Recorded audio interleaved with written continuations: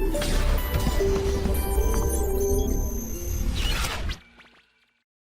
दोस्तों, बहुत ही अच्छे होंगे आप सब। और मैं आपका अपना हर्षित सर वापस से प्रेजेंट हूँ आज आपके सामने एक और बढ़िया सा लेक्चर लेके। दोस्तों, हम लोगों ने अभी तक बहुत सारी बात यहाँ पर पूर्ण कर ली है और देखा जाए तो हम लोग अभी जिस टॉपिक के बारे में डिस्कस कर रहे हैं वो है पादप की कार्यकी। दोस्तों, पादप की कार्यकी में बहुत सारी चीजें जरूरी है। कार्यकी का मतलब होता है कि आखिर किस प्रकार से पादप जीवित रहता है। ऐसे कौन कौन से प्रोसेस होते हैं जो पादप के शरीर के अंदर पूर्ण होते हैं। ठीक है, जैसे प्रकाश संश्लेषण है, जैसे वृद्धि है, जैसे जाइलम और फ्लोएम के द्वारा जल और भोजन का स्थानांतरण है, ये सब चीजें। अब हम बात करते हैं एक और अच्छे से टॉपिक के बारे में, और ये टॉपिक भी अपने आप में उतना ही इंपॉर्टेंट है। बट ये बात याद रखिएगा, पादप और जंतु दोनों के अंदर एक ही प्रकार का श्वसन होता है। जनरली दैट इज अ वायवीय श्वसन, मतलब ऑक्सीजन की उपस्थिति में। तो लगभग हम जितने क्रम पादप के लिए पढ़ेंगे वही सारे क्रम आप जंतु के लिए भी पढ़ेंगे। तो ये जो श्वसन वाला टॉपिक है, ये टॉपिक आपको लगभग दोनों जगह पे बहुत अच्छे से काम आएगा। ठीक है, अब दोस्तों पहले हम यहाँ पे बात करते हैं कि जो श्वसन है वो क्या होता है। देखिएगा, जो टॉपिक है हमारा वो क्या है, श्वसन। आप इसको आपको में श्वसन भी बोल सकते हैं, और श्वसन को हम इंग्लिश में क्या बोलते हैं, इंग्लिश में हम इससे बोलते हैं रेस्पिरेशन।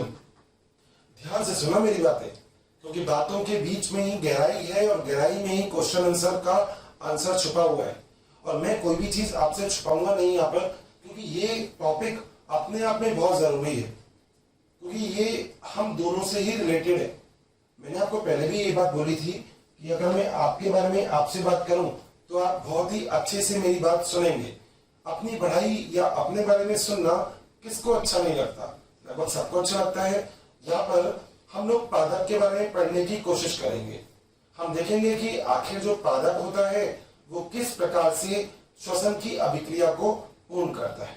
दोस्तों, सबसे पहले अगर हम श्वसन की बात करें तो ये एक वर्ड यानी कि जो श्वसन शब्द है, ये शब्द सबसे पहले ड्यूटोशेट ने दिया था। किसने दिया था? ड्यूटोशेट ने। तो श्वसन शब्द का उपयोग सबसे पहले जिस वैज्ञानिक ने किया था उस वैज्ञानिक का नाम था ड्यूटोशेट। दोस्तों, ये बात याद रखिएगा, दो अलग अलग प्रोसेस होते हैं और दोनों ही प्रोसेस में अंतर है। मैं आज आपसे बोलता हूँ श्वसन, और मैं आज आपसे बोलता हूँ कि श्वसन के अलावा एक और पद। अब देखिए मैं कैसे अपनी बातों में आपको चीजें क्लियर कर रहा हूँ। मान लीजिए आप लोग सांस लेते हैं, ये तो हो गया सांस लेना। सांस लेने का मतलब वो चीज जो बाबा रामदेव बताते हैं। बाबा रामदेव भी बोलते हैं कि इस तरीके से सांस लेनी चाहिए, आपने सुना भी होगा। चलिए कोई बात नहीं सुना तो। दोस्तों, सांस लेने के अलावा एक और चीज होती है जो बहुत जरूरी है, वो है श्वसन।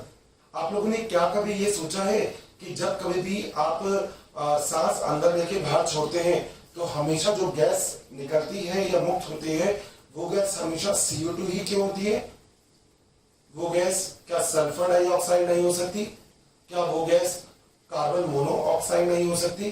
वो तो कोई भी गैस हो सकती है, मगर वो कार्बन डाइऑक्साइड ही क्यों होती है? अपने आज के लेक्चर में उसका भी रेसिपी छुपा हुआ है, बनाएंगे आज उसको भी बहुत अच्छे से बनाएंगे, अच्छे से खाएंगे। और देखो जरा अब यहाँ पे जो मैं बात बोल रहा हूं दोस्तों, श्वसन जो होता है वो एक भौतिक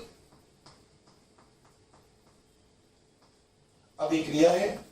इसके अलावा दोस्तों मैं ये बोल सकता हूं कि ये एक रासायनिक अभिक्रिया भी है, और दोस्तों ये कोशिकीय अभिक्रिया भी है। कोशिकीय अभिक्रिया का मतलब कोशिका में होती है। ये तीनों चीज आप लोग याद रखना, ठीक है। भौतिक अभिक्रिया भी है, बिल्कुल सही बात है। रासायनिक अभिक्रिया भी है, बिल्कुल सही बात है। और उसके साथ साथ एक ऐसी अभिक्रिया है कोशिकीय। अब दोस्तों, जो श्वसन है इसको एक वैज्ञानिक थे जिनका नाम था मेलपीगी। मेलपीगी ने यह दर्शाया कि जो बीज होते हैं के अंकुरण में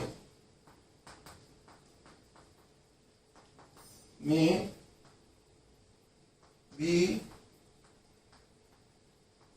श्वसन या फिर वायु क्या होती है, आवश्यक। ठीक है, ये एक वैज्ञानिक थे जिनका नाम था मैलपेगी। उन्होंने बोला था कि अगर कोई भी बीज है और वो मान लो श्वसन वगैरह करता है तो उसके अभिक्रिया के लिए भी वायु या ऑक्सीजन की आवश्यकता बहुत जरूरी है। दोस्तों मैं अगर आपसे ये कहूं कि आप क्या ऑक्सीजन के बिना जीवित रह सकते हो तो आप मना कर दोगे, कहोगे सर कैसी बात कर रहे हो, ऑक्सीजन के बिना जीवित रहना, अरे सर नहीं सर ये तो हो ही नहीं सकता। मैं कहूंगा क्या सच में हम लोग ऑक्सीजन के बिना जीवित नहीं रह सकते? आप कहोगे सर बिल्कुल भी नहीं, हम कैसे रह सकते हैं ऑक्सीजन के बिना जीवित? मैं कहूंगा नहीं, एक काम करो, एक बार में ले लो जितनी ऑक्सीजन लेनी है, 1 घंटे तक ऑक्सीजन नहीं दूंगा। क्या ये चीज पॉसिबल है? नहीं। इसका मतलब आप एक चीज बहुत अच्छे से समझ लीजिएगा कि ऑक्सीजन की आवश्यकता हर किसी को होती है। और दोस्तों इसके बाद एक और वैज्ञानिक आए थे जिनका नाम था पाश्चर, और पाश्चर ने अनॉक्सी श्वसन के बारे में बताया था, जिसे बाद में हम एक अभिक्रिया बोलते हैं, जिसे हम क्या बोलते हैं, किण्वन, और इंग्लिश में क्या बोलते हैं, फर्मेंटेशन। अब आप कहोगे सर ये अलग अलग से वर्ड आप कहां से लेके आते हो, बायोलॉजी में से, मैं कहां से लेके आऊंगा? आप देखो जरा कितने आसान है। शब्दों पर मत जाओ, वहां जाओ जहां पर मैं लेके आपको जाना चाहता हूं।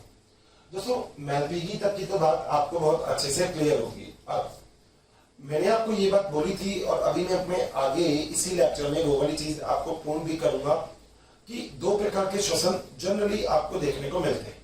एक ऐसे जीव जो ऑक्सीजन की उपस्थिति में श्वसन कर सकते हैं, जबकि एक ऐसे जीव जो ऑक्सीजन की अनुपस्थिति में श्वसन करते हैं। यानी कि अगर आप लोगों को ऑक्सीजन नहीं दी गई तो आप जीवित नहीं रह सकते, मगर अगर उन जीवों को ऑक्सीजन दे दी गई तो वो जीवित नहीं रह सकते। कितना अलग सा कॉन्सेप्ट है ना भाई। प्रकृति है, विशाल है, चीजें बदलती रहती है, बनती रहती है, बिगड़ती रहती है, और यही बनना, बदलना, बिगड़ना, यही सब चीजें हैं कि प्रकृति के ऊपर हर एक जीव जो आप अपने आसपास देखते हो वो बिल्कुल अलग होता है। हर एक जीव जो आप अपने आसपास देखते हो वो बिल्कुल अलग होता है, और वो शायद बिल्कुल अलग इसलिए है क्योंकि वो प्रकृति के साथ एक सामंजस्य स्थापित करता है। यहाँ पर भी सेम बात है। दोस्तों पाश्चर ने देखा जाए तो कुछ ऐसे जीवों के बारे में बताया जो ऑक्सीजन की अनुपस्थिति में ही कार्य कर सकते हैं। ऐसे जीव जो ऑक्सीजन की अनुपस्थिति में एक अभिक्रिया को पूर्ण करते हैं, यानी कि कच्चे माल को उत्पाद में बदलते हैं।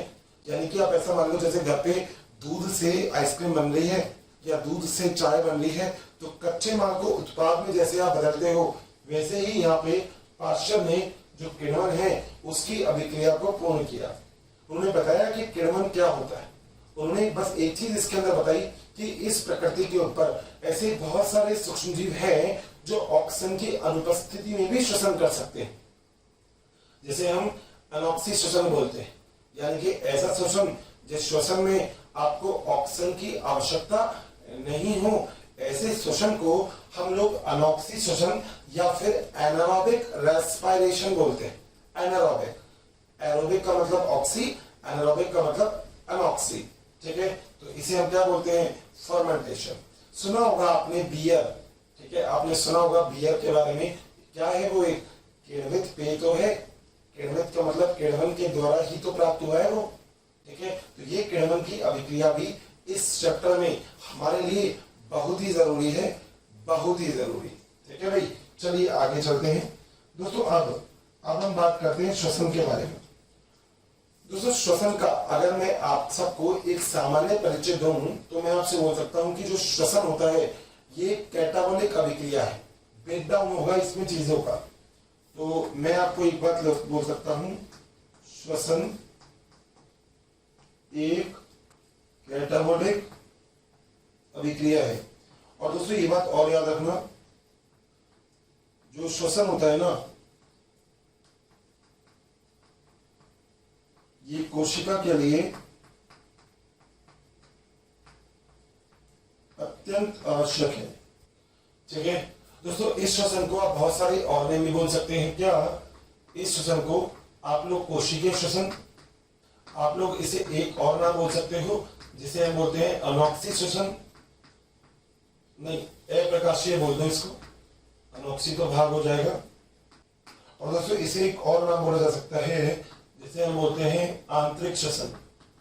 दोस्तों मैंने आपसे बोला था कि मैं हर एक वर्ड का आपको मतलब बताऊंगा, तो यहां से आ जाइए। दोस्तों श्वसन एक कैटाबॉलिक अभिक्रिया है। आपने दो चीज पढ़ी होगी, आपने पढ़ा होगा कैटाबॉलिक और एनाबॉलिक, नहीं तो आपने पढ़ा होगा उपचय और अपचय। आपको पता है कि अगर आप किसी भी चीज को जोड़ोगे तो इसे हम बोलेंगे एनाबॉलिक। एनाबॉलिक का मतलब जोड़ना, और अगर आप उस चीज को तोड़ते हो तो आप उसे क्या बोलते हो, कैटाबॉलिक। कैटाबॉलिक में वर्ड आ रहा है कट, कट का मतलब तोड़ना, तो तोड़ने का मतलब है यहाँ पे कोई चीज टूटेगी, और क्या टूटेगा, यहाँ पे टूटेगा ग्लूकोज। याद रखिएगा, अभी पेड़ पौधों की हम बात करें तो पेड़ पौधे प्रकाश संश्लेषण अभिक्रिया के फलस्वरूप जो ग्लूकोज होता है उसका निर्माण करते हैं। बात सही है? थैंक यू स्टूडेंट, हमें इतना प्यार देने के लिए। डेली काफ़ी संख्या में स्टूडेंट हमारे वीडियोस को देख रहे हैं और उसका लाभ उठा रहे हैं। बच्चों, आप सभी से मेरी ये रिक्वेस्ट है कि प्लीज़ नीचे दिए गए डिस्क्रिप्शन में दिए गए लिंक को प्रेस करिए और अपना एनरोलमेंट कराइए। बच्चों, इसके साथ ही जिन बच्चों को यहाँ पर डाउट सेशन की भी ज़रूरत है, साथ ही मटेरियल्स की भी ज़रूरत है, वो सभी हमारे प्रीमियम कोर्सेज को भी रजिस्ट्रेशन करवा सकते हैं। जब पेड़ पौधे प्रकाश संश्लेषण की अभिक्रिया के फलस्वरूप ग्लूकोज का निर्माण कर रहे हैं तो अब आपको ग्लूकोज को तोड़ना भी है। अभी तो आपने केवल उसको भोजन को बनाने में ऊर्जा लगाई थी, मगर अभी आपको ऊर्जा प्राप्त करनी है, और अगर आपको ऊर्जा प्राप्त करनी है तो आपको उस भोजन को तोड़ना भी होगा। दोनों को ही तोड़ना होगा, आपको भी और पादप को भी, दोनों ही कई काम करेंगे। ऐसा नहीं है कि केवल आप ही करेंगे या पादप नहीं करेंगे, या फिर केवल पादप करेंगे और आप नहीं करेंगे।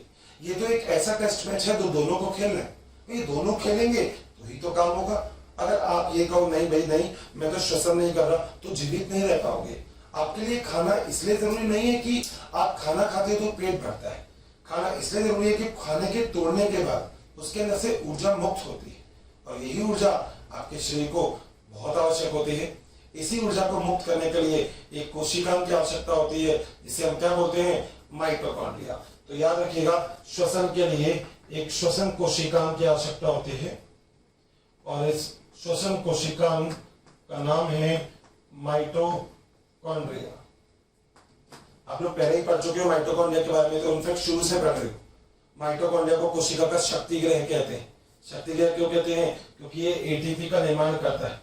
याद रखना, एडिनोसिन ट्राइफॉस्फेट का निर्माण कर रहा है माइटोकॉन्ड्रिया, इसलिए आप माइटोकॉन्ड्रिया को शक्ति गृह नहीं बोलते।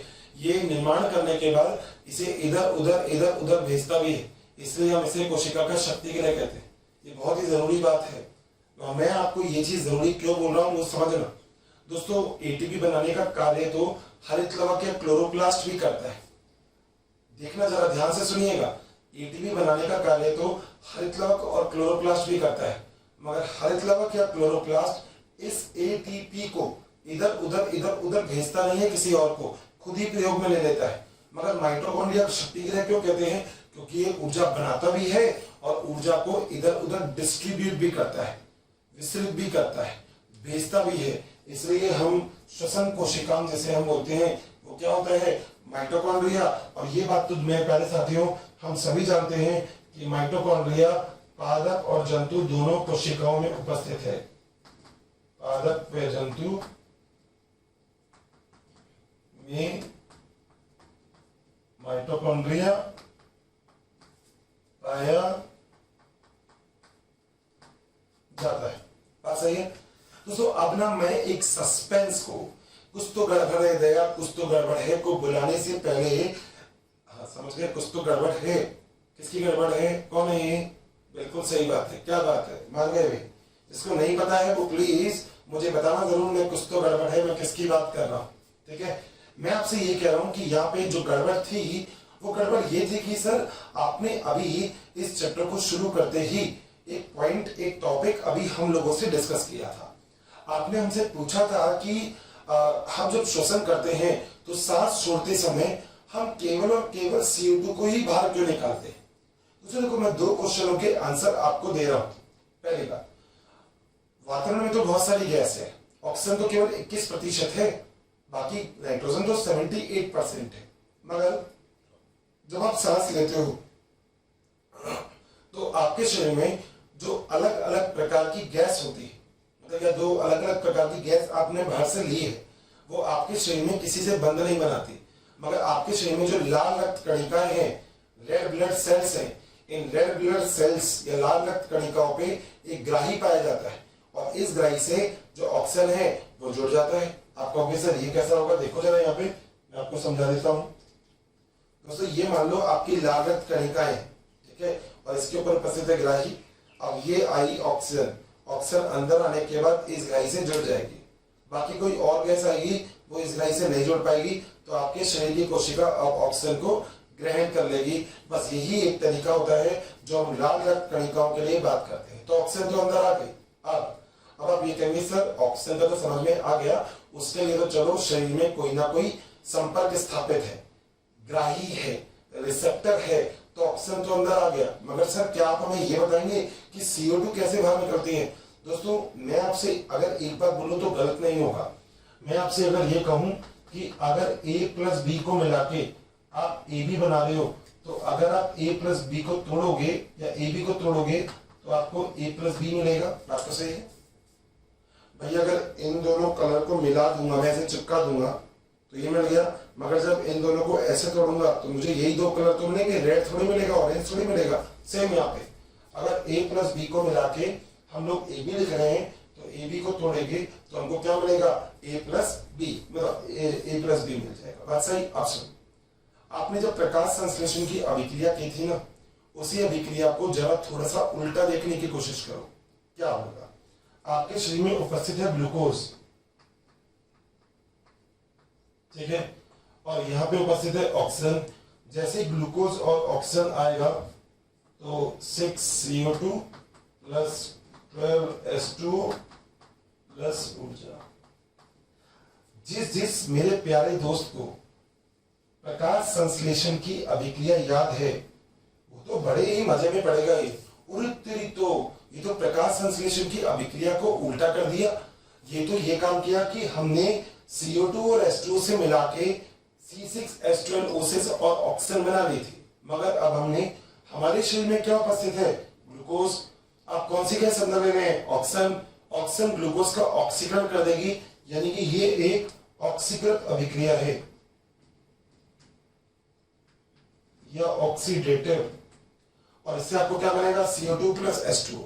बोला था आपको कि जब इन दोनों को मिला के ये बनता है तो इसको तोड़ोगे तो यही तो मिलेगा, जब इन दोनों को मिला के ये बनता है तो इसको तोड़ोगे तो यही तो मिलेगा। ये एक चीज। तो दूसरा, एक जगह पे कई बार एक चीज और लिखी गई है कि इस प्रकार के चक्र को हम एम्फीबोलिक चक्र बोलते हैं या एम्फीबोलिक प्रक्रम बोलते हैं।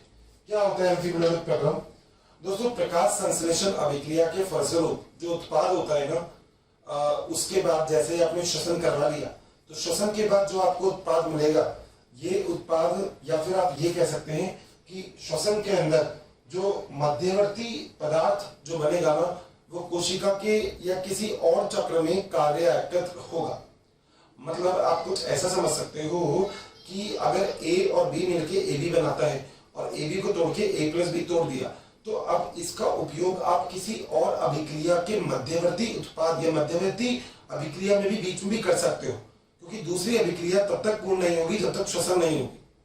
आपके शरीर में हर एक कोशिका को श्वसन करने की आवश्यकता होती है, ये बात बहुत जरूरी है, तो ये बात याद रखिएगा। आपके शरीर में जितनी भी कोशिकाएं आपको दिखती है सब श्वसन करती है। जितनी भी कोशिकाएं आपको दिखती है, पता है, ये सब कोशिका श्वसन करती है। मगर ऐसा नहीं है कि ये कोशिकाएं बाहर आ रही है, नहीं। आपके शरीर में रुधिर का एक जाल बिछा हुआ है।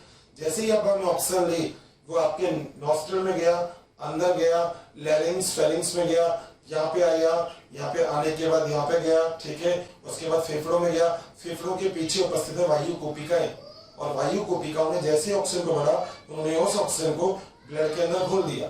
ब्लड में उपस्थित था कौन, बिल्कुल सही है, RBC, लाल रक्त कणिकाएं। वो ऑक्सीजन को लेके जाएगी, कहना भाई चलो चलते हैं। वो आगे जाने के बाद एक बहुत बढ़िया चीज क्या है कि ये सारी की सारी कोशिकाएं अब वापिस से सेम काम करती है। क्या करती है, ये सारी कोशिकाएं अपने ऊपर ग्राही रखती है। तो ये ऑक्सीजन बह रहा है, बहते बहते देखेगा ओहो इसको चाहिए ऑक्सीजन, ये यहाँ पे जाके जुड़ जाता है। ये बात याद रखना। आपके शरीर या पादप के शरीर में कोई भी कार्य हो रहा है वो है ग्राही की वजह से। और एक्चुअली ग्राही की वजह से क्यों होता है दोस्तों? वो ग्राही की वजह से इसलिए कि आप लोग ये देखते होंगे कि अगर कोई भी डाक या कोई भी पोस्ट आपके घर पे आती है तो वो पोस्ट आती क्यों है दोस्तों? वो पोस्ट इसलिए आती है क्योंकि आपके घर के आगे एड्रेस लिखा हुआ है, आपका घर का एक पता है, यानी कि आपके घर के आगे ग्राही बना हुआ है। तो जब डाकिया देखेगा कि दोनों का एड्रेस मिल रहा है तो डाकिया आपको डाक दे देगा। यही तो होता है। सेम प्रोसेस है यहाँ पे। किसी भी कोशिका को अगर श्वसन करना है तो उसके ऊपर श्वसन के लिए, ऑक्सीजन के लिए ग्राही पाए जाएंगे। इसलिए हम इस प्रक्रिया को क्या बोलते हैं? कोशिकीय श्वसन। आपके शरीर की हर एक कोशिका श्वसन करने का कार्य करती है, इसलिए इस पद को हम लोग कोशिकीय श्वसन के नाम से जानते हैं। बहुत ही आसान है, कोई दिक्कत वाली बात तो हो ही नहीं सकती। ठीक है, नोट करिएगा प्लीज, यहां तक कोई दिक्कत होगी नहीं। ठीक है, बस ध्यान देके मेरी बात सुनते रहिएगा। जब मैं बोलता हूं ना तो बस सुनने का काम कीजिएगा, नोट करने के लिए तो आपके पास टाइम है। और दूसरा एक काम आप और कर सकते हैं, वो ये है कि अगर आपको लगता है कि मैं कोई चीज मैंने यहाँ पे डिक्टेट नहीं की है तो आप उसको नोट कर सकते हैं। ठीक है, ये बात सबको बोल रहा हूं मैं, सो प्लीज इसको नोट करिए। मिलते हैं अपन आगे एक और बढ़िया से टॉपिक में। फ्रेंड्स, अब थोड़ा सा और आगे चलते हैं, एक स्टेप और आगे। और श्वसन है भाई, आप लोगों के बारे में बात हो रही है तो बढ़िया चीज है। तो अब हम एक टॉपिक यहाँ पे मेंशन करेंगे जिसका नाम है श्वसन का महत्व। श्वसन का महत्व। अब मैं कोशिश करूंगा कि इसके बेसिक के साथ साथ आप लोगों को एक स्टेप और आगे ले चलूं। ठीक है, इसके बेसिक को कंप्लीट करते हुए। ठीक है, तो श्वसन का महत्व, जो पहला महत्व है वो क्या है? जितने भी जीव हैं, यानी कि सभी जीव श्वसन करते हैं। बच्चों, काफ़ी संख्या में डेली हमें बहुत सारे कमेंट्स आ रहे हैं कि वी प्लीज़ इस टॉपिक पे वीडियो बनाएं, इस सब्जेक्ट पे वीडियो बनाएं। तो आप सभी से मेरी रिक्वेस्ट है कि प्लीज़ हमारे यूट्यूब चैनल को सब्सक्राइब करें और उसमें दिए गए बेल आइकन को प्रेस करें ताकि टाइम टू टाइम आपको नोटिफिकेशन मिलता रहे। बच्चों, हम ऐसा इसलिए कह रहे हैं कि बहुत सारे बच्चे उसी टॉपिक की रिक्वेस्ट करते हैं जो ऑलरेडी हमारे चैनल्स पे दिए हुए हैं। तो आप सभी से रिक्वेस्ट है कि आप सभी जो है उस चैनल पे जा करके उन सारे वीडियोस का लाभ जरूर उठाएं। ठीक है, दूसरी बात दोस्तों, श्वसन के जो प्रोसेस होता है ये उपापचय क्रियाओं के अंदर काम आता है, यानी कि जो ऊर्जा का निर्माण होता है, ऊर्जा का उपयोग विभिन्न प्रकार की क्रियाओं में किया जाता है। दोस्तों, आप लोग एक बात और मानते हो कि श्वसन के द्वारा जो CO2 निकलती है, ठीक है, तो वातावरण के अंदर जो CO2 है इसका संतुलन भी श्वसन के द्वारा ही होगा। पहले 0.03% थी CO2, अब 0.04% हो गई। तो श्वसन के द्वारा ही वातावरण में CO2 का संतुलन। और दोस्तों, ये जो ऊर्जा निकल रही है, यानी कि इस ऊर्जा का उपयोग आप अन्य उपापचयी अभिक्रियाओं में कर सकते हैं। ठीक है भाई, यहां तक तो श्वसन का महत्व आप सबको क्लियर है। तो श्वसन के द्वारा ऑक्सीजन को लिया जाता है और CO2 को छोड़ा जाता है। ठीक है, ये बात आप लोग याद रखना। CO2 की मात्रा के बारे में मैं आपको बता देता हूं ऐसे यहाँ पे कि वातावरण में जो CO2 है उसकी मात्रा पहले 0.03% थी, अब 0.04% हो गई है। ये वाला पॉइंट आप लोगों को लर्न करना है अच्छे से। तो यहां से यहां तक कोई भी दिक्कत है तो बताइए। नहीं, सब कुछ बहुत अच्छे से क्लियर है। अब दोस्तों, यहां पर हम लोग ना एक और पॉइंट डिस्कस कर सकते हैं, और वो पॉइंट क्या है? हम लोग ने ये चीज पढ़ लिया कि श्वसन क्या होता है, हम लोगों ने ये चीज पढ़ लिया कि आखिर श्वसन का उपयोग कहाँ है। अब हम एक बात यहाँ पे और अच्छे से डिस्कस कर सकते हैं, और वो एक पॉइंट ये है कि आखिर श्वसन के प्रकार कितने होते हैं। सो माय डियर फ्रेंड्स, हम लोग बात कर सकते हैं श्वसन के प्रकार के बारे में, मतलब टाइप ऑफ रेस्पिरेशन। दोस्तों, श्वसन की ना अगर देखा जाए तो दो प्रकार हो सकते हैं। ठीक है, एक प्रकार तो हो सकता है श्वसनाधार के आधार पर, और एक हो सकता है ऑक्सीजन की उपलब्धता के आधार पर, मगर अभी हम लोग पढ़ेंगे श्वसनाधार के आधार पर। दोस्तों, नाम में बहुत बढ़िया चीज है और नाम को समझने का सबसे अच्छा तरीका है उसे तोड़ लो, उसे ब्रेक कर दो। अगर आप श्वसनाधार को तोड़ोगे तो आपको दो चीज मिलेगी, श्वसन प्लस आधार, यानी कि आखिर श्वसन का आधार क्या है। आधार का मतलब होता है क्रियाधार। क्रियाधार और उत्पाद दो अलग अलग चीजें होती है, तो यहाँ पे हम बात करेंगे क्रियाधार के बारे में। यानी कि श्वसन के आधार पर, श्वसन आधार पर आप लोग श्वसन को कितने भागों में बांट सकते हैं। दोस्तों, पहला जो होगा उसे हम बोलेंगे प्लावी श्वसन। दोस्तों, ये उस प्रकार का श्वसन है जिस प्रकार के श्वसन में आधारी पदार्थ व संचित भोजन का ऑक्सीकरण करने पर ऊर्जा प्राप्त होती है। जैसे मेरे प्यारे साथियों, मैं आपको उदाहरण के लिए बात कर सकता हूं, वसा, स्टार्च और प्रोटीन। दोस्तों, पहला जो श्वसन है उस श्वसन का नाम है प्लावी श्वसन। प्लावी श्वसन का मतलब एक ऐसा श्वसन जिसमें कोशिका के अंदर जो भी चीजें इकट्ठी हों, यानी कि कोशिका के अंदर जो भी चीजें रखी हुई हों, उन रखी हुई चीजों का हम लोग अपघटन करते हैं, यानी कि उसको तोड़ते हैं। ये बात तो कंफर्म है कि श्वसन के अंदर ऑक्सीजन शायद तभी निकलती है जब चीजों को तोड़ा जाता है। तो दोस्तों, यहाँ पे भी हम तोड़ने का ही कार्य करते हैं, पॉइंट नंबर फर्स्ट। दूसरी बात दोस्तों, प्लावी श्वसन जो होता है इसे हम फ्लोटिंग रेस्पिरेशन बोलते हैं। क्या बोलते हैं? फ्लोटिंग।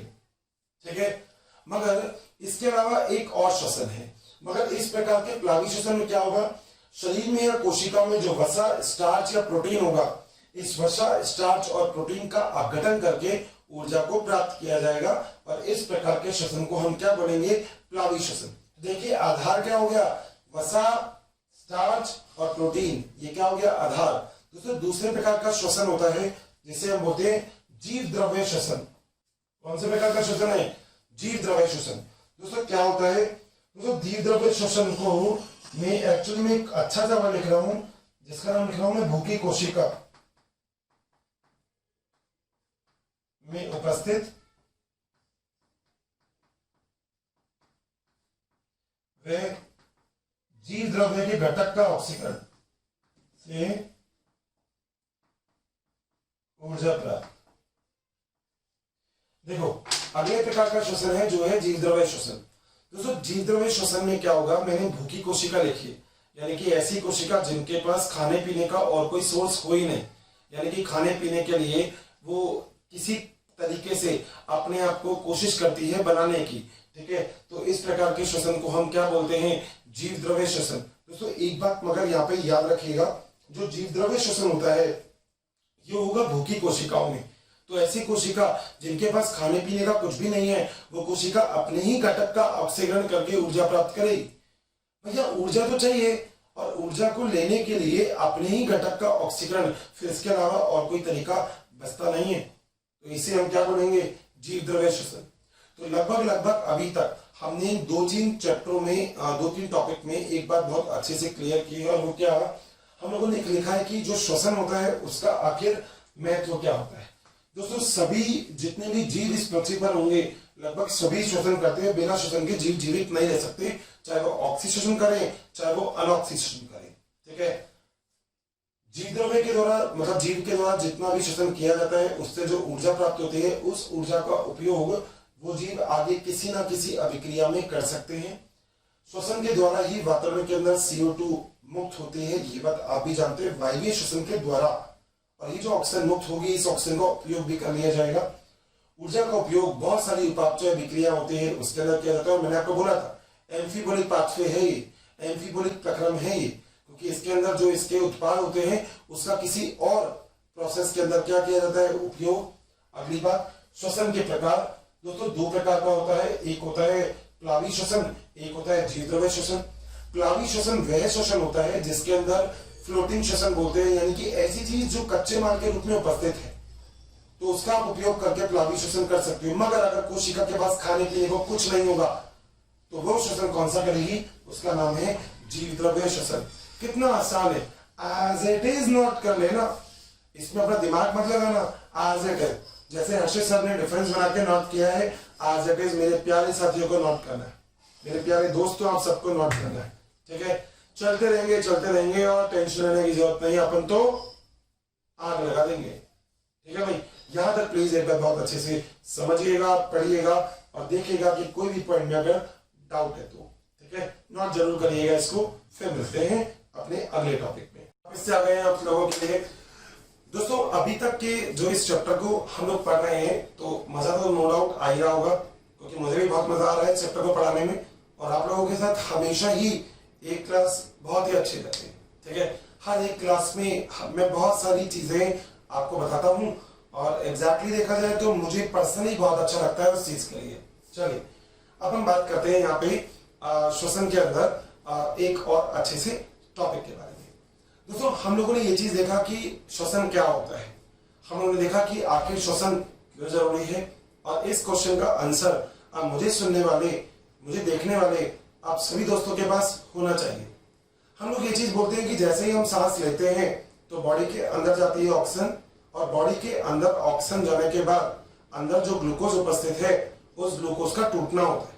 जैसे ही आपकी बॉडी के अंदर ऑक्सीजन जाने के बाद ग्लूकोज टूटेगा तो उससे CO2 आएगी। याद करना वो एक कॉन्सेप्ट, A+B तो AB बनेगा, और अगर AB को तोड़ोगे तो A+B बनेगा। यही सेम प्रोसेस, यही सेम कॉन्सेप्ट हम लोग इस पूरे के पूरे टॉपिक में करने वाले। बात क्लियर? अब असली बात यह है कि श्वसन कई तरह के प्रकार के हो सकते हैं, जिनमें हमने अभी तक एक प्रकार पढ़ा है, और जो प्रकार हमसे ये कहता है कि श्वसन का एक प्रकार ऐसा हो सकता है जिसके अंदर आप लोग ये चीज सोच सकते हैं, ये चीज मान सकते हैं कि जो क्रियाधार है, जो कच्चा माल है, उसके आधार पर श्वसन का प्रकार। मगर मेरे प्यारे साथियों, श्वसन का और भी दो प्रकार हो सकते हैं, और वो प्रकार है ऑक्सीजन की उपस्थिति के आधार पर। यानी कि अगर मैं आपसे श्वसन का एक प्रकार और कहूं तो मैं आपसे बोल सकता हूं श्वसन ऑक्सीजन की उपस्थिति के आधार पर भी विभाजित किया जा सकता है। तो ऑक्सीजन की उपस्थिति के आधार पर भी आप किसे विभाजित कर सकते हो? श्वसन को। तो दोस्तों ऑक्सीजन बहुत जरूरी चीज है श्वसन में। हम लोग बोलते हैं कि हम लोगों के शरीर के लिए भी ऑक्सीजन बहुत जरूरी है। बिना ऑक्सीजन के हम लोग जनरली कोई भी प्रोसेस, या अगर मैं आपसे बात करूं श्वसन, हम लोग नहीं कर सकते, ठीक है। अब ऑक्सीजन की उपस्थिति के आधार पर हम श्वसन को दो भाग में बांटते हैं। कौन कौन से भाग है वो? दोस्तों श्वसन के दो भाग ऑक्सीजन की उपस्थिति के आधार पर ये हो सकते हैं। देखो कौन कौन सी। बच्चों अगर आपको हमारे वीडियोस पसंद आए हैं तो इसे लाइक शेयर करना ना भूलें, ताकि ये वीडियो सभी ज़रूरतमंद बच्चों तक पहुंच सके। बच्चों आपके इतने अपार स्नेह के कारण हमारी पूरी मोशन टीम इतनी ज़्यादा मोटिवेटेड है, और बेस्ट कंटेंट आपको उपलब्ध कराने के लिए हम सभी तत्पर हैं। दोस्तों पहला जो भाग होगा उस भाग को आप बोलेंगे ऑक्सी श्वसन। कौन सा? ऑक्सी। और एक जो दूसरा भाग होगा उसे हम क्या बोलेंगे? उसे हम बोलेंगे अनॉक्सी श्वसन।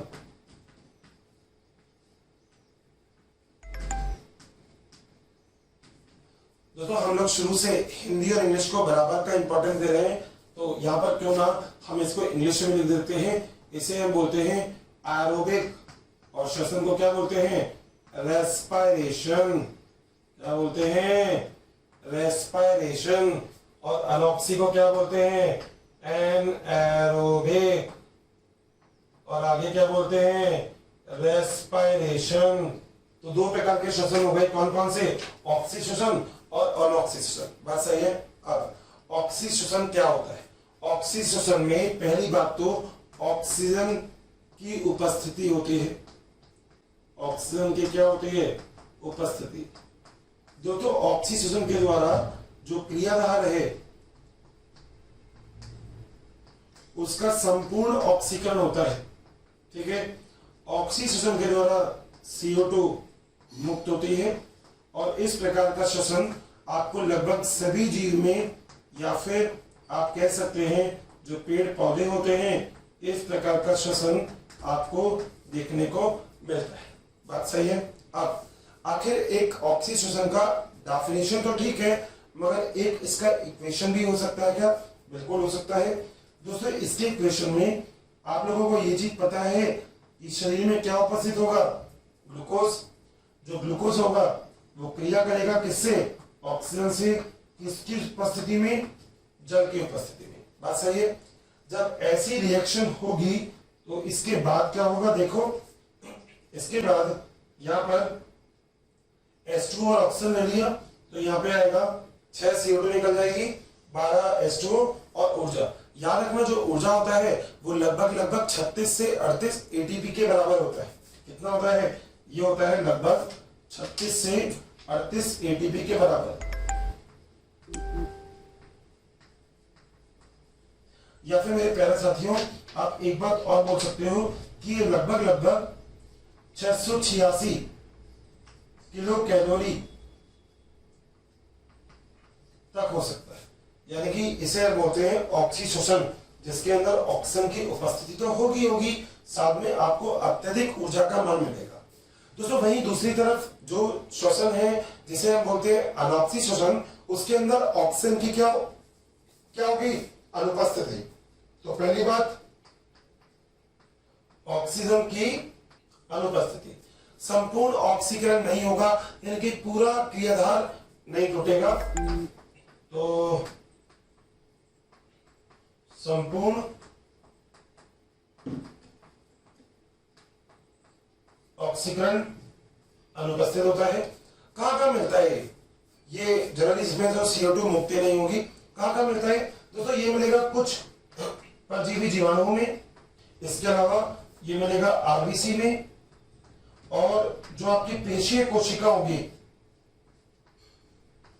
इन जगह RBC में, पेशीय कोशिका और परजीवी जीवाणुओं में। दोस्तों इसका एक इक्वेशन हम लोग यहाँ पे मेंशन कर सकते हैं। एक जीव जिसकी उपस्थिति में ये होगा उसे हम बोलेंगे ईस्ट, और जो उत्पाद है वो क्या बन जाएगा? दोस्तों लगभग मैंने आपको बताया था इसके अंदर कितनी एटीपी मिलती है? 2 ATP। ठीक है, ये 2 चीजें आपको याद रखनी है। दोस्तों एक्चुअली ना यहाँ पे अनॉक्सी श्वसन को हम एक और शब्द से भी बता सकते हैं, और उस शब्द का नाम होता है किण्वन। दोस्तों किण्वन की खोज देखा जाए तो क्रुक्षेप ने की थी, जिसको हम क्या बोलते हैं? हम बादशाह भी मानते हैं। ठीक है, तो एक अभिक्रिया होती है किण्वन। किण्वन का मतलब होता है कि सूक्ष्म जीवों की उपस्थिति और वायु की अनुपस्थिति में जब कच्चा माल उत्पाद में बदलता है तो उस अभिक्रिया को किण्वन की अभिक्रिया कहा जाता है। याद रखिएगा जो मैंने लाइन बोली, सूक्ष्म जीवों की उपस्थिति और वायु की अनुपस्थिति में जब कच्चा माल उत्पाद में बदला जाता है तो अभिक्रिया को क्या कहते हैं? किण्वन। जैसे बियर का जो उत्पादन होता है ना, वो भी किण्वन का ही एक प्रकार है। जो बियर बनती है वो भी किण्वन का ही एक प्रकार होता है। जब हम बोलते हैं कि बियर का निर्माण हो रहा है, बियर वही पीने वाली, तो उस बियर का निर्माण जो होगा वो कौन सी अभिक्रिया से होगा? किण्वन। आज के समय में किण्वन की अभिक्रिया बहुत ही महत्वपूर्ण है। अलग अलग देशों में अलग अलग जगह पे अलग अलग तरीके से किण्वन की अभिक्रियाओं पे बहुत ज्यादा काम किया जा रहा है। हम कुछ ऐसे जीव का भी निर्माण कर रहे हैं जो किण्वन की अभिक्रिया को बहुत अच्छे से पूर्ण कर सके, यानी कि जिनकी जो अभिक्रिया का स्तर होता है वो ज्यादा होता है। तो याद रखिएगा अभी आज के लेक्चर में हम लोगों ने यहाँ पे बात की 2 प्रकार के श्वसन की, जिसमें एक श्वसन हमने बात किया ऑक्सी श्वसन जो था ऑक्सीजन की उपस्थिति में, और हमने दूसरे श्वसन की बात की जिसका नाम था अनॉक्सी श्वसन जो था ऑक्सीजन की अनुपस्थिति में। बात क्लियर है? दोस्तों एक डिफरेंस जो सबसे जरूरी है वो है यहां पर इस एटीपी का मान। आप लोग ऑक्सीजन करते हो तो इससे आपको ऊर्जा ज्यादा मिलती है। मैं इस पूरे लेक्चर में आपको बताऊंगा कि आपको कैसे ये एटीपी मिलती है। मैंने बोला था इस लेक्चर के शुरू में ये लेक्चर पादप और जंतुओं का लगभग सेम है। उसका रीजन है क्योंकि आप भी ऑक्सी श्वसन ही करते हो और पादप भी जो श्वसन करते हैं वो भी कौन सा है? ऑक्सी। तो दोनों के दोनों क्या करेंगे? ऑक्सी श्वसन करेंगे। यहां से यहां तक कि दोस्तों कोई भी बात में प्रॉब्लम है तो बता दीजिएगा, नहीं तो अपन आगे चलते हैं। प्लीज इसका एक स्क्रीनशॉट खींच के इसे नोट कर लीजिएगा। जी तो हो गया तब बात। आगे चले दोस्तों, आगे हम बात कर सकते हैं कि कितने प्रकार के श्वसन हो सकते हैं। अगर हम यहाँ पर बात करें कि श्वसन के प्रकार, तो श्वसन के प्रकार आपको देखने को मिल सकते हैं 3 और प्रकार के। दोस्तों मैं फेज या क्रम की बात कर रहा हूं। या तो जो श्वसन हो सकता है वो श्वसन हो सकता है बाहरी श्वसन, या श्वसन हो सकता है आंतरिक श्वसन, या फिर एक प्रकार का श्वसन होता है जिसे हम बोलते हैं कोशिकीय श्वसन। तो श्वसन के 3 अन्य प्रकार की हम बात कर सकते हैं। श्वसन के अन्य प्रकार, या आप कह सकते हैं वो जगह जहां पे श्वसन होता है उसके आधार पर यह निम्न 3 प्रकार का होता है। कौन कौन से प्रकार होते हैं दोस्तों? इसमें 3 प्रकार कर सकते हैं। एक प्रकार है ए, बी और सी। जो ए प्रकार होगा उसे हम बोलेंगे बाहरी श्वसन, बी को हम बोलेंगे आंतरिक श्वसन, और जो सी है उसे हम बोलेंगे कोशिकीय श्वसन। दोस्तों बाहरी श्वसन, आंतरिक श्वसन और कोशिकीय श्वसन को इंग्लिश में क्या बोलते हैं? इसे हम बोलते हैं एक्सटर्नल रेस्पिरेशन, इसे हम कहते हैं इंटरनल रेस्पिरेशन, और दोस्तों इसे हम बोलते हैं cellular respiration. Exam point of view से सबसे इंपॉर्टेंट यही है हमारा, जिसे हम बोलते हैं सेलुलर रेस्पिरेशन। ठीक है, अब आखिर ये तीनों होते क्या हैं दोस्तों? बाहरी श्वसन का मतलब होता है सांस लेना और सांस छोड़ना, यह है बाहरी श्वसन। ठीक है, आंतरिक श्वसन का मतलब होता है जब आपने सांस ली तो आपके ऊतक और जो बाहर का एनवायरनमेंट है, वातावरण है, उसके मध्य जो आदान प्रदान होता है, जो श्वसन होता है, उसे हम बोलते हैं आंतरिक श्वसन। और सबसे जरूरी जिसे हम बोलते हैं कोशिकीय श्वसन। दोस्तों इस प्रकार का श्वसन आपको देखने को किसमें मिलता है? माइटोकॉन्ड्रिया। और दोस्तों इसी प्रकार के श्वसन से निर्माण किस चीज का होता है? एटीपी। आप लोगों को पता है एटीपी क्या होती है? इसका पूरा नाम होता है एडिनोसिन ट्राइफॉस्फेट। तो दोस्तों 3 प्रकार के श्वसन हैं जो अब हमें पढ़ने हैं, और मैं मतलब देखा जाए तो सबसे इंपॉर्टेंट आपको बता चुका, जिसके बारे में हम सभी लोग अभी बात करने वाले हैं, और वो होता है क्या? कोशिकीय श्वसन। बात सही है दोस्तों? आज के लेक्चर में मैंने आपको बहुत सारी बेसिक नॉलेज दी है। आपको ये बेसिक नॉलेज बहुत जरूरी है जब हम इस चैप्टर की गहराइयों में जाते हैं, बिकॉज इसका मतलब समझने की कोशिश करिएगा। एक्चुअली जो चैप्टर है उस चैप्टर में अभी हमें यहाँ पर सबसे इंपॉर्टेंट तो पढ़ना है वायवीय श्वसन, यानी कि ऑक्सीजन की उपस्थिति में आखिर किस प्रकार से श्वसन की अभिक्रिया होती है। मगर उसके बाद, उसके जस्ट बाद हम लोगों को यहाँ पर डिस्कस करना है कि आखिर जो वायवीय श्वसन होता है वो किस प्रकार से होता है। आखिर हम लोग हमेशा ये क्यों बोलते हैं कि माइटोकॉन्ड्रिया को कोशिका का शक्ति गृह कहते हैं? वो एटीपी का निर्माण करता है, मगर मेरे बताने का सबसे बढ़िया तरीका यही है, क्वेश्चन यही है, आखिर ये एटीपी का निर्माण कैसे करता है? आखिर क्या तरीका होता है कि एटीपी बनती है? ये एटीपी बनने के बाद अलग अलग कोशिकाओं तक वितरित हो जाती है, बात बिल्कुल सही है, मगर आखिर इस एटीपी का निर्माण कैसे होता है ये चीज देखनी है। बस छोटी सी बात है, छोटी सी बात, केवल और केवल ये समझना कि एटीपी का निर्माण माइटोकॉन्ड्रिया कर देता है, काफी नहीं। असली चीज क्या है? असली चीज है कि आखिर एटीपी का निर्माण ये माइटोकॉन्ड्रिया कैसे करता है। सोचेंगे हम सब साथ मिलके इसका आंसर भी निकालेंगे, बहुत अच्छे से देखेंगे कि आखिर कौन कौन से क्रियाधार हो सकते हैं जिससे श्वसन की अभिक्रियाएं पूर्ण हो सकती है। वसा हो सकता है, प्रोटीन हो सकता है, कार्बोहाइड्रेट तो है ही। तो ये 3 प्रकार के क्रियाधार के बारे में भी अभी हम आगे पढ़ने वाले हैं।